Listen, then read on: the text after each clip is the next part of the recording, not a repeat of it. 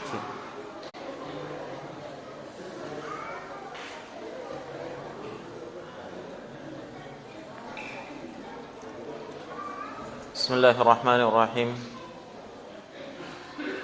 Alhamdulillahi rabbil alamin. Wa bihi nasta'inu ala umuri dunya waddin. Wa ashhadu an la ilaha illallahul malikul haqqul mubin. Wa ashhadu anna Muhammadan abduhu wa rasuluh al-mab'uts rahmatan lil alamin. Allahumma salli wa sallim wa barik ala nabiyyina Muhammadin wa ala alihi wa ashabihi wa man tabi'ahum bi ihsanin ila yaumiddin, amma ba'd. Ikhwani wa akhwati fid din, rahimani wa rahimakumullah. Faqala Allah ta'ala, a'udzu billahi minasy syaithanir rajim. Ya abati la ta'budis syaitan, inna syaitana kana lirrahmani 'asiyya. Allah Subhanahu wa taala berfirman pada ayat yang ke-44, Ya abati, Ibrahim berkata, wahai ayahku, la ta'budis syaitan, jangan engkau menyembah syaitan. Inna syaitana, sungguh syaitan itu, kana lirrahmani 'asiyya, adalah makhluk yang bermaksiat kepada Allah yang Maha Rahman. Ini peringatan yang ketiga atau ajakan yang ketiga dari Nabiullah Ibrahim alaihi salatu wassalam terhadap ayahanda beliau tercinta, menunjukkan betapa Nabi Ibrahim itu sangat menginginkan hidayah terhadap ayahandanya. Beliau peringatkan, ya abati, wahai ayahku, la ta'budis syaitan, jangan engkau menyembah syaitan.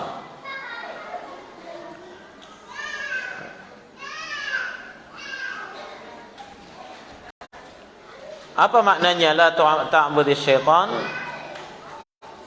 Disebutkan oleh Al-Imam Ibnu Katsir rahimahullah dalam tafsirnya, ay la tuti'hu fi ibadatika hadhil asnam. Maksudnya adalah jangan engkau menaati syaitan dalam peribadatanmu kepada berhala-berhala ini.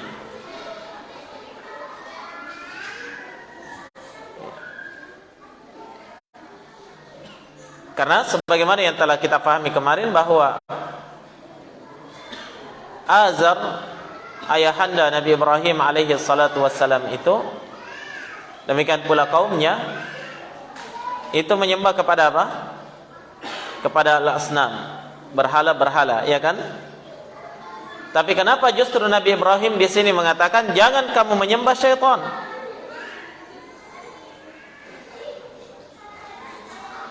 Padahal ayahnya tidak menyembah syaitan, dia menyembah berhala.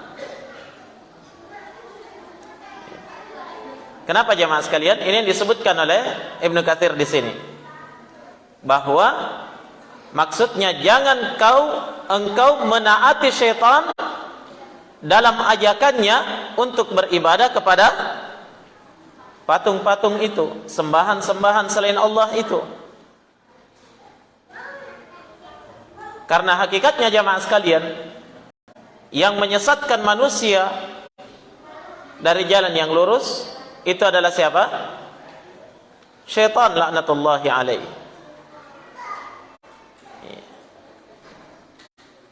Yang menggelincirkan manusia kepada kesyirikan adalah syaitan. Yang menggelincirkan manusia kepada apa? Kepada kekafiran kepada Allah, itu adalah syaitan. yang menjadikan manusia khilaf sehingga terjatuh di dalam maksiat dan pelanggaran-pelanggaran di atas syariat Allah, itu adalah syaitan. Maka ketika ayah Nabi Ibrahim beribadah kepada selain Allah, artinya dia menaati syaitan dalam peribadatannya kepada selain Allah Subhanahu wa ta'ala. Nah, sebelum kita lanjutkan jamaah sekalian, di sini butuh kita pahami apa yang dimaksud dengan syaitan itu sendiri. Kata syaitan. Nah, dari sisi bahasa Arab, para ulama ahli bahasa itu berbeda pendapat tentang asal makna daripada syaitan. Ada yang berpendapat bahwa syaitan itu berasal dari kata syatana. Syatana yashtinu. Kalau asalnya kata syaitan, ya fi'il madhinya dan fi'il mudhari'nya itu adalah syatana yashtinu, berarti maknanya adalah ya, ba'uda 'anil haqq, jauh dari kebenaran. Ya, jadi syatana maknanya adalah orang yang jauh dari kebenaran. Sebagian ahli bahasa lagi berpendapat bahwa syaitan itu berasal dari kata syata. Syata yashitu, yang artinya adalah ya, luapan api ketika melahap sesuatu. Jadi api ketika meluap dan melahap sesuatu itu disebut syata. Nah, maka katanya syaitan disebut sebagai syaitan karena dia terbuat dari api yang menyala-nyala. Nah, itu dua pendapat dari kalangan ulama ahli bahasa. Namun kebanyakan ulama menguatkan pendapat yang pertama tadi, bahwasanya syaitan itu berasal dari kata apa? Syatana, yakni ba'uda 'anil haq, jauh dari kebenaran.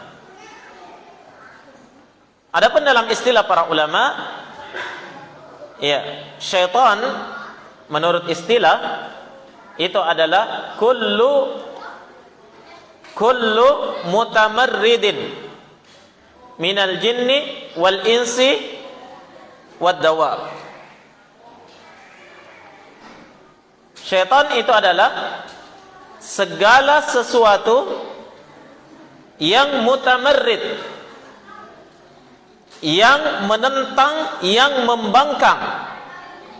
Apakah mereka dari kalangan manusia atau dari kalangan jin atau dari kalangan hewan?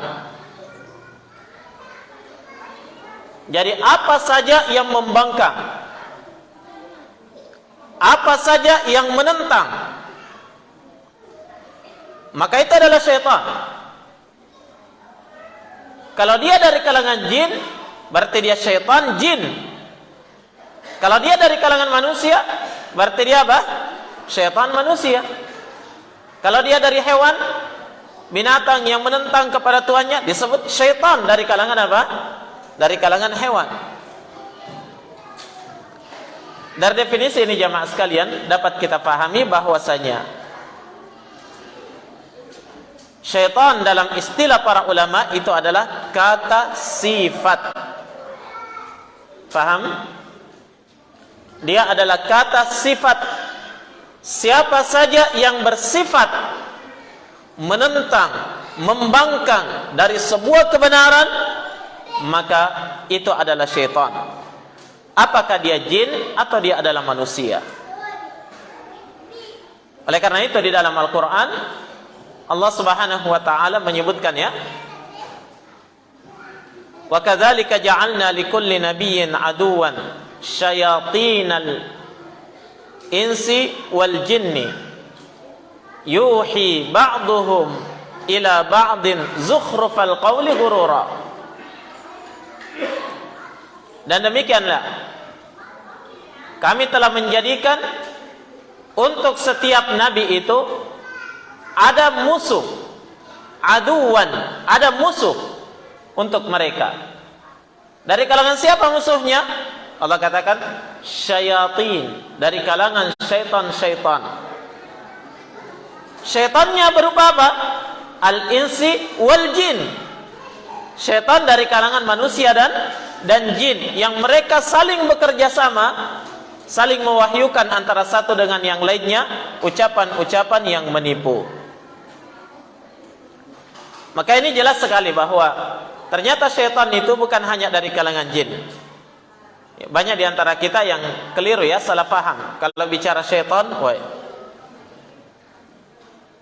kalau dia pertakuti anaknya, awas ada syaitan.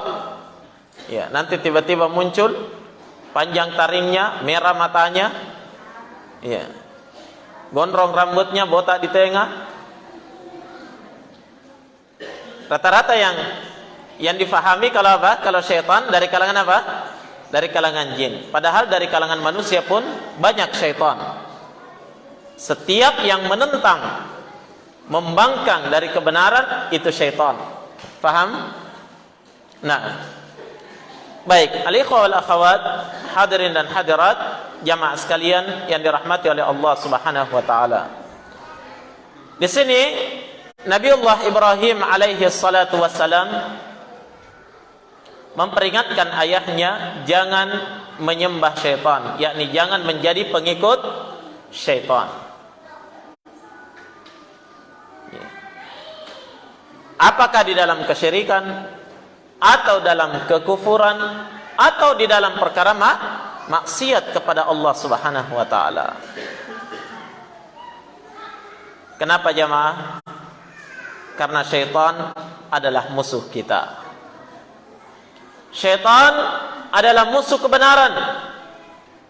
Syaitan adalah musuh orang-orang yang beriman. Oleh karena itu tidak akan bersatu antara syaitan dengan keimanan.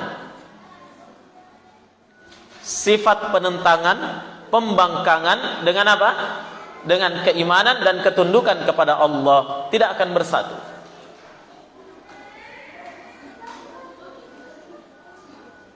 Tidak akan bersatu. Dan Allah Subhanahu wa taala telah peringatkan dalam Al-Qur'an, "Inna syaitana lakum aduwwun fattakhidhuhu aduwwa innama yad'u hizbahu liyakunu min ashabis sa'ir." Kata Allah, sungguh syaitan itu adalah musuh bagi kalian.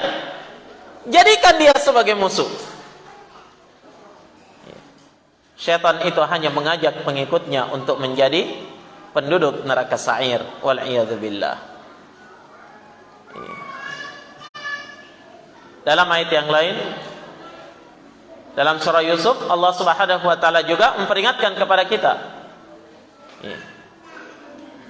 Inna syaitana kana lil insani aduwan mubina.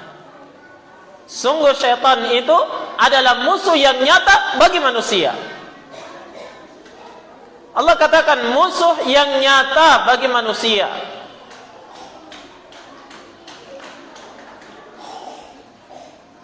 Hanya banyak orang yang tertipu dengan syaitan ya.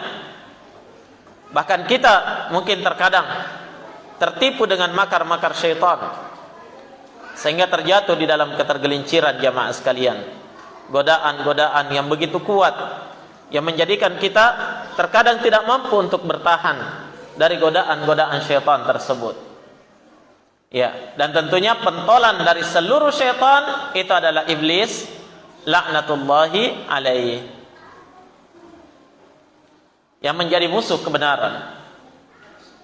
Nah, maka syaitan adalah musuh kita. Dan ini yang diperingatkan oleh Nabi Ibrahim, jangan menjadi penyembah syaitan, yakni orang yang benar-benar taat kepada syaitan. Disebutkan oleh Syekh Abdul Rahman bin Nasir As-Sa'di rahimahullah dalam tafsir beliau, ya, Nabi Ibrahim memperingatkan ayahnya jangan menyembah syaitan. Kenapa? Karena setiap orang yang taat pada sesuatu dengan ketaatan penuh, itu adalah penyembahnya. Bisa dipahami? Saya ulang ya. Ya, jadi setiap orang yang taat pada sesuatu dengan ketaatan penuh, maka dia adalah penyembahnya. Lihat orang-orang yang beriman ketika dia taat kepada Allah dengan ketaatan penuh. Diperintah, dikerjakan tanpa tawar. Dilarang, ditinggalkan tanpa tawar. Berarti dia adalah apa? Penyembah Allah. Ketika ada orang diperintah oleh syaitan, diikuti tanpa tawar. Dilarang oleh syaitan, diikuti tanpa tawar, ditaati tanpa tawar. Berarti dia adalah apa?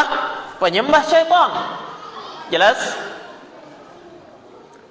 Maka jelas di sini Nabi Ibrahim alaihi salatu wassalam memperingatkan ayahnya, jangan menyembah syaitan, yakni jangan sekali-kali taat kepadanya dengan ketaatan penuh sehingga engkau menjadi penyembahnya.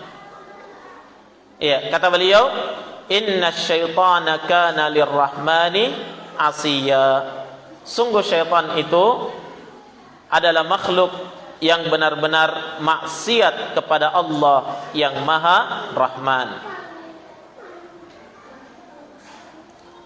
Nah,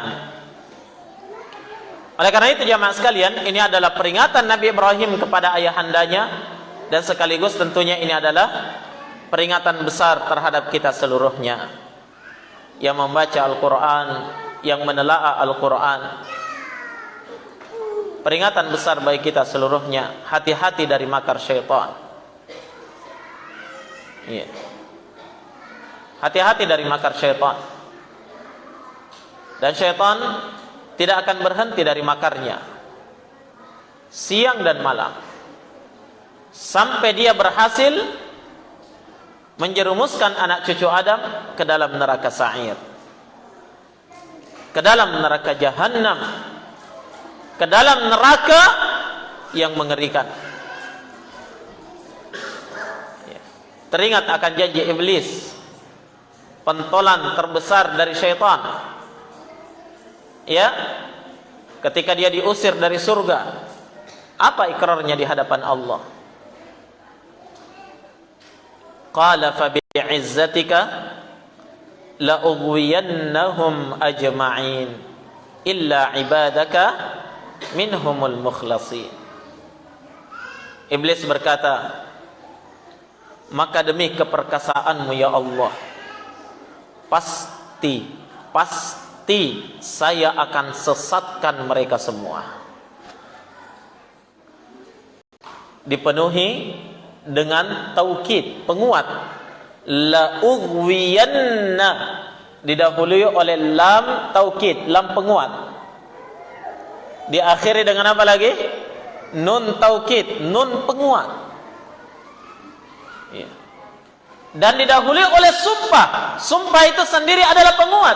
Fa bi'izzatik, demi keperkasaanmu ya Allah.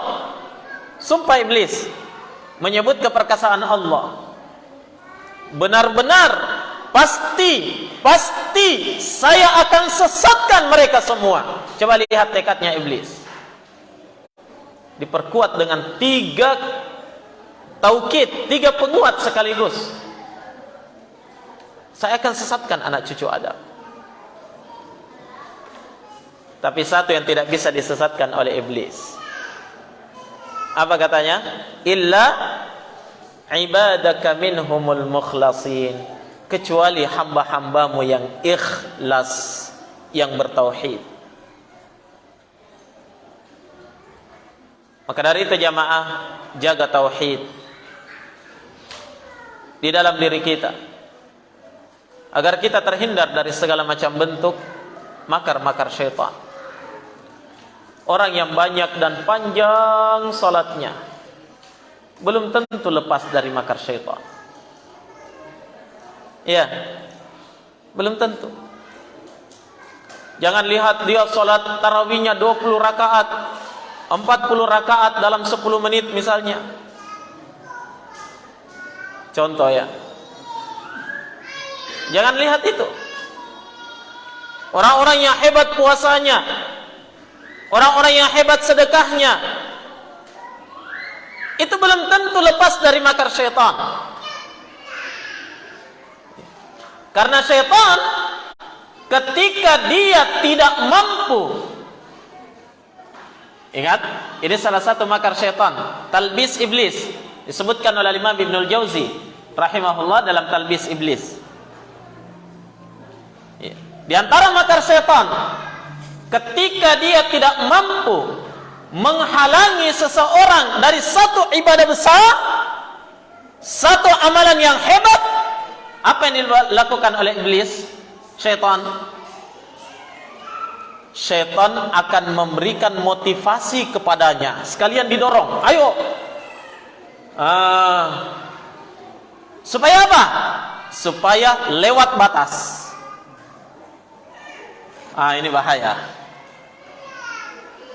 Di sini banyak ahli ibadah, ahli ilmu yang tidak sadar, jatuh di dalam makar syaitan dalam keadaan dia tidak menyadarinya.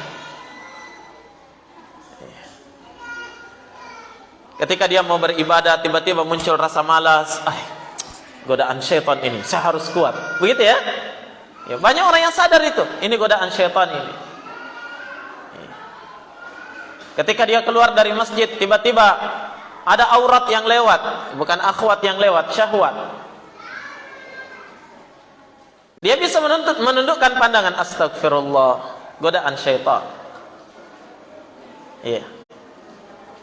Tapi ketika dia berada di dalam salat dan syaitan sudah tidak mampu menghalangi dia dari salatnya, akan dimunculkan dalam hatinya oleh syaitan, kamu memang hebat, kuat, ayo teruskan, jangan cuma 8 sampai 80 kali, 80 rakaat, bagus. Setelah itu dia pun bangga, alhamdulillah, masuk di status, alhamdulillah bisa sholat tadi malam 80 rakaat karena Allah. Karena Allah tapi dipamer. Hati-hati ikhwah, ini diantara makar apa? Makar syaitan. Ingat, inna syaitana lakum adu. Syaitan itu adalah musuh bagi kalian. Lihat kata Nabi SAW dalam sebuah riwayat yang sahih, inna syaitana qad ayyasa ayya'budahu al-musallun fi jaziratil Arab walakin bitahrishi bainahum. Sungguh syaitan itu sudah putus asa untuk disembah oleh orang-orang yang salat di jazirah Arab. Tidak ada lagi jalan untuk bisa disembah oleh orang-orang yang salat di jazirah Arab. Sudah putus asa. Putus asa dari apa? Dari disembah oleh orang yang salat. Tapi ingat, dari hal yang lain syaitan belum apa? Belum putus asa. Makanya kata Nabi, walakin, akan tetapi yang dilakukan oleh syaitan adalah bitahrishi bainahum, melakukan tahrish, adu domba, di antara mereka, sehingga mereka pun saling membelakangi antara satu dengan yang lainnya. Al-ikhwa wal akhawat, hadirin wal hadirat, jamaah sekalian yang dirahmati oleh Allah Subhanahu wa taala. Kita semua adalah musuh syaitan. Maka jangan pernah merasa aman dari makar-makar syaitan. Selama kita mengaku sebagai orang yang beriman. Faham?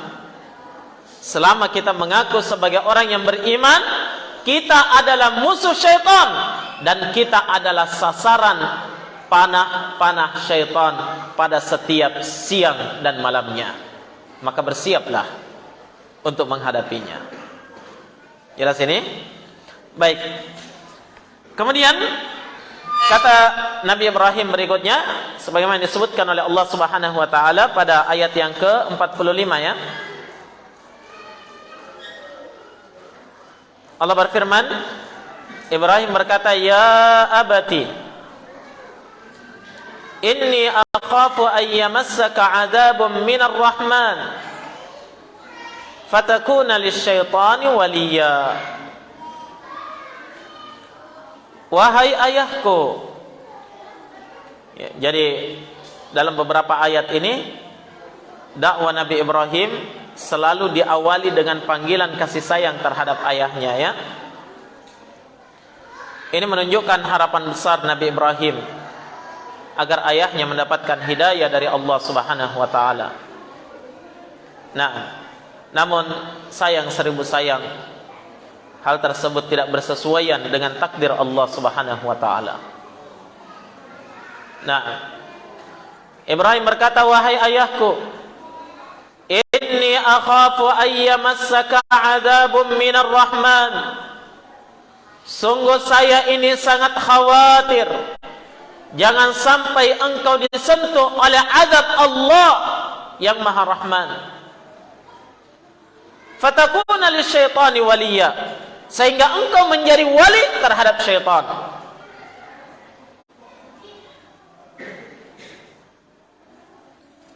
Ajakan ini jamaah, ya, apa yang terakhir ini bukan lagi bentuk ajakan, tapi sudah bentuk tahdzir, peringatan dari Nabi Ibrahim. Artinya apa? Kalau engkau tidak mengikuti ilmu yang telah saya sampaikan ini, yang mengajakmu kepada jalan yang lurus, maka saya khawatir, wahai ayahku, engkau akan terkena, ya, tertimpa oleh azab dari Allah Subhanahu wa taala yang Maha Rahman.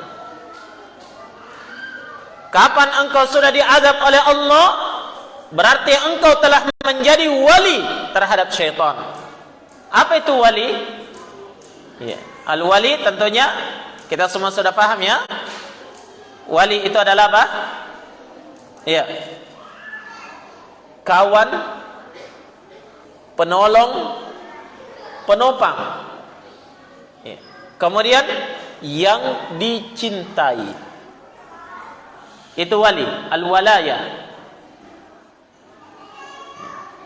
Sehingga orang-orang yang menjadi wali terhadap syaitan itu adalah orang-orang yang dicintai oleh syaitan, ditolong oleh syaitan, ditopang oleh syaitan. Oleh karena itu, ada yang merupakan waliullah, wali Allah, dan ada yang merupakan apa? Waliyus syaitan, wali syaitan. Ala inna awliya Allah la khaufun alaihim wa la hum yahzanun alladzina amanu wa kanu yattaqun. Itu ayat yang menunjukkan bahwa ada orang-orang yang merupakan waliullah, wali Allah. Hanya wali Allah itu bertingkat-tingkat, ya. Iya. Bertingkat-tingkat. Orang-orang yang dicintai oleh Allah, yang disayangi oleh Allah, yang ditolong oleh Allah, yang ditopang oleh Allah dalam segala hal. Itu waliullah. Siapa waliullah? Alladzina amanu wa kanu yattaqun. Mereka adalah orang-orang yang beriman dan bertakwa kepada Allah Subhanahu wa taala. Orang yang beriman dan bertakwa adalah wali Allah sesuai dengan kadar keimanan dan ketakwaannya. Kemudian selain wali Allah ada auliya'us syaitan, wali-wali syaitan. Orang-orang yang dicintai oleh syaitan, ditolong oleh syaitan. Naam. Inilah yang disebutkan oleh Nabi Ibrahim di dalam ayat ini. Fatakuna lisyaitani waliya. Engkau akan menjadi wali terhadap syaitan. Di sini dapat kita pahami bahwa seseorang imma dia menjadi wali Allah atau dia menjadi wali apa? Wali syaitan. Paham? Iya. Sehingga seorang itu tidak bisa lepas dari perwalian. Tidak bisa lepas. Hanya apakah dia menjadi wali Allah atau kalau tidak berarti dia adalah wali syaitan. Apakah dia orang yang dicintai oleh Allah sesuai dengan kadar keimanan dan ketakwaannya, Atau kalau dibenci oleh Allah, berarti dia adalah orang yang dicintai oleh syaitan. Paham? Nah, oleh karena itu jadilah waliullah, wali-wali Allah Subhanahu wa taala yang beriman dan bertakwa kepada Allah. Yang disebutkan oleh Allah dalam Al-Qur'an, in awliya'uhu illal muttaqin. Tidak ada wali-wali Allah kecuali orang-orang yang bertakwa saja. Nah, kecuali orang-orang yang bertakwa saja.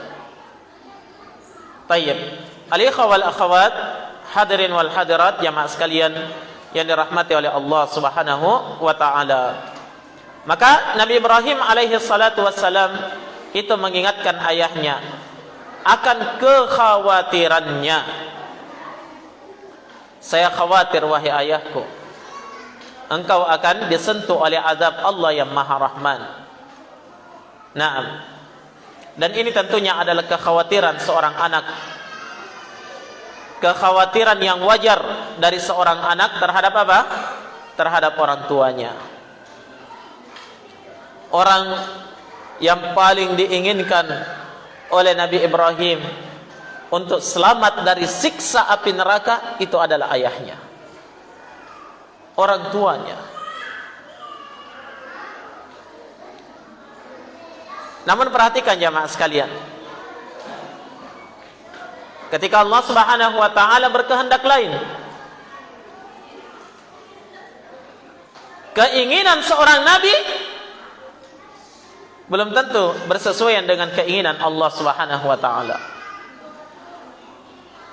Semuanya berada di dalam ketetapan dan kehendak Allah.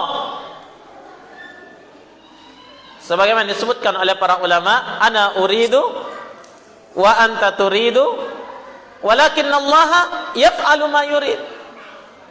Saya punya kehendak, engkau juga punya kehendak, punya keinginan. Tapi kehendak saya dan kehendak engkau semuanya itu berada di bawah kehendak Allah. Walakinnallaha yaf'alu ma yurid. Akan tetapi Allah itu mengerjakan sesuai dengan kehendaknya. Nah, dan ini adalah ujian berat bagi Nabi Ibrahim alaihi salatu wassalam. Sejauh mana dia mampu menerima takdir dari Allah. Dan bagaimana hebatnya usaha dan upaya Nabi Ibrahim untuk menyelamatkan ayahnya dari azab Allah. Tapi ternyata Allah tetap berkehendak agar ayah Nabi Ibrahim itu termasuk penduduk neraka jahanam. Sebagaimana baginda Rasul kita Muhammad sallallahu alaihi wa ala alihi wasallam, orang yang sangat diinginkan oleh Nabi untuk menerima dakwah Islam sehingga dia selamat dari azab Allah, adalah pamannya, orang yang paling berjasa di dalam hidupnya. Tapi Allah berkehendak lain. Ujian berat bagi Nabi sallallahu alaihi wasallam. Lihat betapa hebatnya dakwah Nabi terhadap pamannya. Sampai pada detik-detik ajal menjemputnya, Nabi tetap mengajaknya kepada la ilaha illallah. Ya ammi, wahai pamanku, qul la ilaha illallah. Ucapkan kalimat la ilaha illallah, kalimatan uhajju laka biha indallah. Yang dengan kalimat ini saya akan jadikan hujjah, saya jadikan sebagai alasan yang sangat kuat untuk dapat menyelamatkanmu di hadapan Allah dari siksa api neraka. Tapi ternyata tidak bisa jemaah. Sehingga baginda Rasul Muhammad sallallahu alaihi wasallam dan Nabiullah Ibrahim dalam perjuangannya menegakkan tauhid di permukaan bumi ini benar-benar sama. Kasusnya sama, ujiannya juga sama. Iya. Ujian terberatnya sama. Sehingga menjadi ujian terberat bagi Ibrahim adalah ketika ayahnya tidak mau menerima dakwah tauhid. Ini ujian lebih berat dirasakannya daripada ketika beliau dilemparkan ke dalam api, dibakar oleh kaumnya. Lebih berat ini. Iya. Demikian pula ujian yang paling berat yang dirasakan oleh baginda Rasul sallallahu alaihi wasallam adalah tatkala pamannya itu tidak mau berla ilaha illallah hingga akhir hayatnya. Itu lebih berat bagi Nabi daripada beberapa peperangan yang beliau lalui dan ujian yang dahsyat dari orang-orang musyrikin. Ujian untuk mampu menerima takdir dan ketentuan dari Allah Subhanahu wa taala. Makanya setelah pamannya Nabi meninggal, Nabi katakan apa? Saya akan doakan kamu. La astaghfiranna laka ma lam unha ank. Saya akan doakan engkau wahai pamanku selama saya tidak dilarang. Coba lihat perjuangan. Tetap menginginkan keselamatan untuk pamannya. Nah, sampai tatkala jelas-jelas pamannya meninggal di atas kesyirikan, tetap mau didoakan. Ini menunjukkan tekad bulat Nabi untuk menyelamatkan pamannya. Dan ini kasusnya sama dengan Nabi Ibrahim. Ya, berapa banyak disebutkan dalam Al-Quran tentang doa Nabi Ibrahim tentang ayahnya. Nah, maka ikhwani fillah, perkara yang wajib untuk kita syukuri bersama di saat tatkala Allah Subhanahu wa taala memberikan kepada kita rezeki berupa keimanan dan tauhid di dalam hati, di mana jika Allah tidak menghendakinya dari sesuatu, dari seseorang, maka pasti tidak akan terjadi. Hatta walaupun dia ayah seorang nabi sekalipun, hatta walaupun dia adalah orang yang paling berjasa terhadap seorang nabi sekalipun, kalau Allah tidak menginginkan hidayah terhadap dirinya, dia tidak akan memiliki keimanan di dalam hati. Tidakkah kita jadikan sebagai pelajaran besar jamaah sekalian? Iya, sehingga membantu kita untuk semakin bersyukur akan nikmat iman dan Islam, nikmat tauhid, nikmat di atas sunnah Rasul sallallahu alaihi wa ala alihi wasallam. Itu adalah nikmat yang tidak ada bandingannya. Jangan sepelekan, jangan remehkan, jangan sampai Allah mencabut nikmat tersebut, maka kita adalah orang yang paling celaka dunia dan akhirat. Wal iyadu billah. Baik. Sekira demikian dulu. Sampai sini selesai dari penyebutan tentang dakwah ajakan Nabi Ibrahim alaihi salatu wassalam terhadap ayahandanya, yaitu Azar. Mudah-mudahan kita bisa memetik pelajaran di baliknya, sehingga menjadi faidah demi faidah yang dapat kita aplikasikan dalam kehidupan kita insyaallah taala. Naktafi bihadzal qadar. Subhanakallahumma bihamdik, asyhadu an la ilaha illa anta, astaghfiruka wa atubu ilaik. Walhamdulillahi rabbil alamin. Fadhalu wahdakum.